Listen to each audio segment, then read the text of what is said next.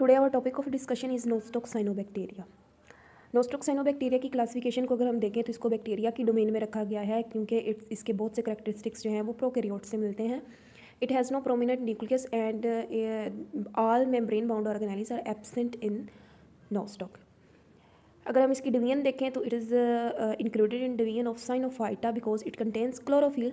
Chlorophyll जो है इसके साइटोप्लाज्म के अंदर थाइलावॉइड मेम्ब्रेन में प्रेजेंट होता है, जिसकी वजह से हम कहते हैं कि ये फोटोसिंथेटिक है।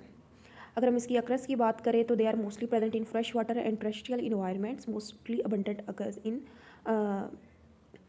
राइस फील्ड, यानी कि खेत जो है चावलों का, उसके अंदर आप इसको आसानी से ऑब्जर्व कर सकते हैं। Some species are present on most rock. Fresh water species are found in free pools, ponds and ditches. अब हम इसका स्ट्रक्चर देख लेते हैं। नोस्टॉक कॉलोनी बनाकर रहते हैं और इनकी एक कॉलोनी का जो साइज़ होता है वो एक छोटे बॉल तक चला जाता है। अब आपको इसका जो स्ट्रक्चर नज़र आ रहा है ग्लोबुलर स्ट्रक्चर है और इसके इर्द गिर्द एक ग्लिटिशियस शीथ है, म्यूसिलेज शीथ जिसको कहते हैं। और ये जो शीथ है इसके अंदर आपको छोटे छोटे तस्बीह के दानों की तरह जो ट्राइकोम्स नज़र आ रहे हैं। They are 1000 in numbers. The colonies are globular and are reach the size of hen's egg, यानी कि ये ग्लोबुलर कॉलोनी बनाते हैं और इनका जो साइज़ है वो एक मुर्गी के अंडे तक जाता है।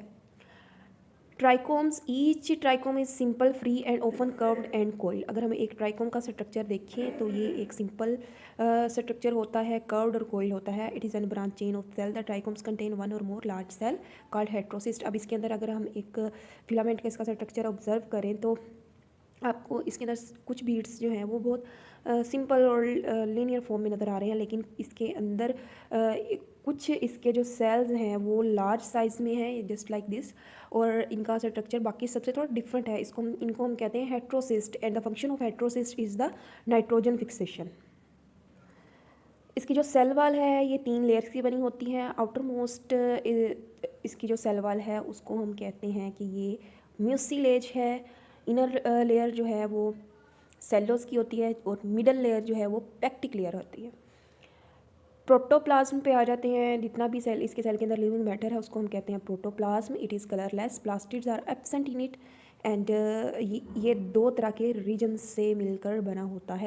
Next part is chromoplasm. Chromoplasm जो है इसके साइटोप्लाज्म का सेंट्रल रीजन है जिसके ऊपर क्रोमेटिन मटेरियल प्रेजेंट होता है और थाइलाकोइड ग्रेनुअल्स भी यहीं पे प्रेजेंट होते हैं। It is pigmented part of the cytoplasm of Nostoc. जो रिजर्व फूड मटेरियल है नोस्टॉक के अंदर वो ग्लाइकोजन है और ऑयल ड्रॉपलेट्स हैं। Mostly reproduction method in Nostoc cyanobacteria is asexual. First is fragmentation. Fragmentation ऐसा प्रोसेस है जिसके अंदर नोस्टॉक का पूरा एक जो फिलामेंट होता है इसकी ब्रेक डाउन हो जाती है इनटू स्मॉल पीसेस और हर पीस जो है वो नया जो है फिलामेंट बना देता है। It's colony breaks into 2 or more than 2 fragments and each fragment develops into a new colony. Next method है होर्मोगोनिया का। It is very common method in Nostoc. Heterocyst are point at which filaments break into hormogones. अब यहाँ पे जो हमने पिछला heterocyst का structure देखा है, ये जो इसमें लार्ज साइज़ के सेल्स हैं जिनको हमने हेट्रोसिस्ट कहा है, इसकी ब्रेक डाउन हो जाती है और हर फिलामेंट जो है वो नया इंडिविजुअल बना देता है। It will grow into a new colony. Next reproduction method is through akinetes. Akinetes हम थिक वॉल्ड स्पोर्स को कहते हैं with a large amount of reserve food material. अब यहाँ पे आपको जो एक फिलामेंट नज़र आ रहा है नोस्टॉक का, इसके अंदर कुछ सेल्स हैं वो लार्ज हैं बाकी सेल्स से, क्योंकि इनके अंदर जो है स्पोर्स प्रेजेंट हैं, थिक वॉल्ड स्पोर्स हैं। They are formed during unfavourable condition. जब कंडीशंस अनफेवरेबल होते हैं तब ये बन जाते हैं। They germinate to form new colonies under favourable condition. और जैसे ही कंडीशंस फेवरेबल होती हैं ये जर्मिनेट कर जाते हैं और फिर नई कॉलोनीज बना देते हैं।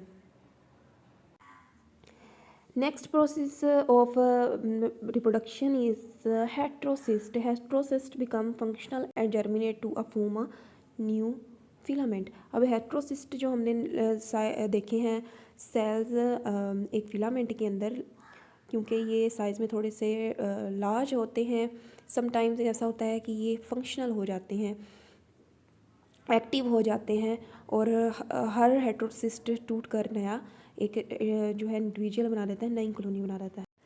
Next method is endospore formation. Endospores are formed by the division of content of heterocyst. They come out and develop in a new plant. Endospore जो हैं वो सेल के अंदर डेवलप होते रहते हैं। जैसे ही ये नंबर में ज़्यादा हो जाते हैं, इनकी तादाद बढ़ती है सेल के अंदर, तो ये सेल क्या है होता है कि इसकी ब्रेक डाउन हो जाती है, इसकी सेल की वॉल की लाइसिस हो जाती है, ये ब्रस्ट कर जाते हैं और सारे स्पोर्स जो हैं ये रिलीज़ हो जाते हैं, और जिस जगह पर भी जाकर ये गिरेंगे उस जगह पर जाके ये नई कॉलोनी बना देंगे।